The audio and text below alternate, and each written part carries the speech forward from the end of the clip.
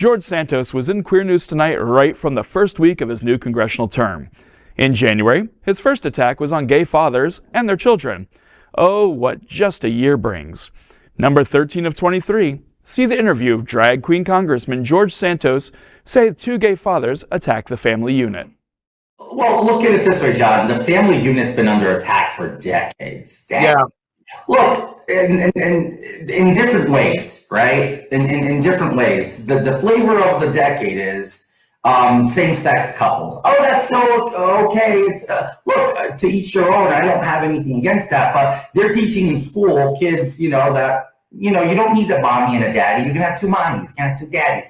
I think that's a little much for kids, right? It's not their place.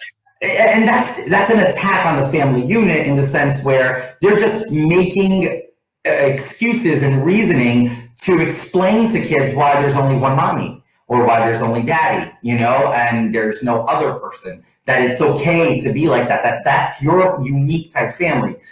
I want to go back in time and think, why would it be bad for minorities in general? And that includes me, right? But why would it be bad for us to have a mom, a dad in the same household, your little brothers and sisters, And then I keep thinking, because then that creates stability. Out Representative George Santos is the first LGBTQ plus Republican elected to the U.S. House, but that doesn't mean he has much respect for other LGBTQ plus people. A recently uncovered interview from his previous failed campaign to represent New York's 3rd Congressional District shows him ranting for 2 minutes about how the lack of heterosexual parents is destroying the family unit, parroting debunked talking points that conservatives have been using for decades to attack same-sex couples who adopt and raise children. Santos went so far as to say that children need both a father and a mother, or else they will grow up to be troubled individuals. One of the main reasons conservatives have used to attack same-sex couples' rights to get married, adopt, and even raise their own children. He also said that kids shouldn't hear about LGBTQ plus or single-parent families in schools because that teaches them their families are okay. On John Stubbins' conservative Indivisible show on September 4th, 2020, he said that the family unit has been under attack for decades. Santos's point of view is not supported by evidence. Studies on children raised by same-sex couples have found that they do just as well and sometimes even better on certain measures like academic performance. Santos also made it a point to attack the Respect for Marriage Act last year, even though he wasn't in Congress. Well, and we can see how heterosexual parents did such a fantastic job raising little Georgie Porgy into a fine, upstanding citizen. I mean, he has room to talk. She is such a sick and twisted queen.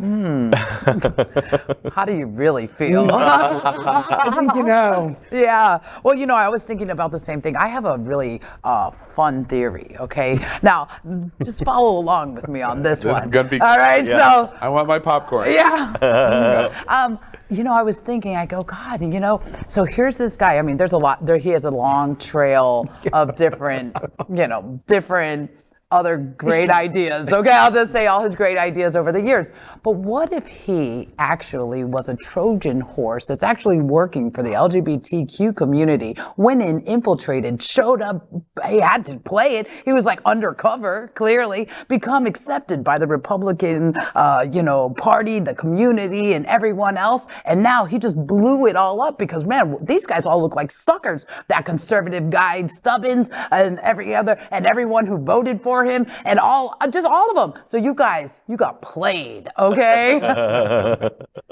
It's a possibility. It's interesting to me because he's a reflection of where a lot of our politics is going. To your point, this appearance in 2020, he lost that campaign. He won 2022 in a seat that was Biden by +6 in Long Island. So it's not a natural red crazy Proud Boys radical district. It's not that. What he did was he played everybody. He played through the various lies that he did. The Democrats didn't look into the background. The Republicans didn't look into the background, and you got what you want.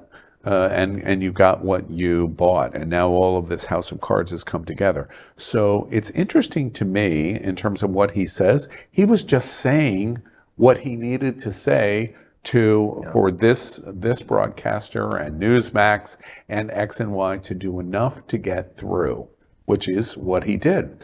And what that represents is not only an embracement that lying is okay. For the most part, you're not called out on the limb, because we watched someone become president of the United States and lie in 4 years, by some estimates, more than 10,000 times. And that's what it is. And he's still our president for 41% of Americans after lying 10,000 times. We don't care about this. So therefore, we don't care about what George DeSantis did.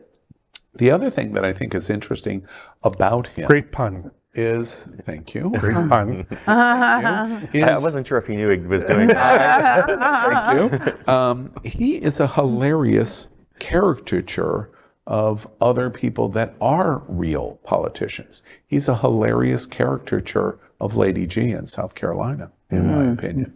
He is a cartoon representation of Ted Cruz and Marco Rubio and our governor in Florida. They just do it a lot better than George DeSantis does. And we're in a situation where we really should pay attention to it.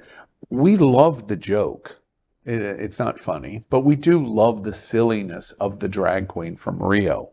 But it's a representation of something that's going on in America that is far more serious than we represent, and we understand, and we're discussing. Because this is where big chunks of America is going. And when that happens, truth no longer matters.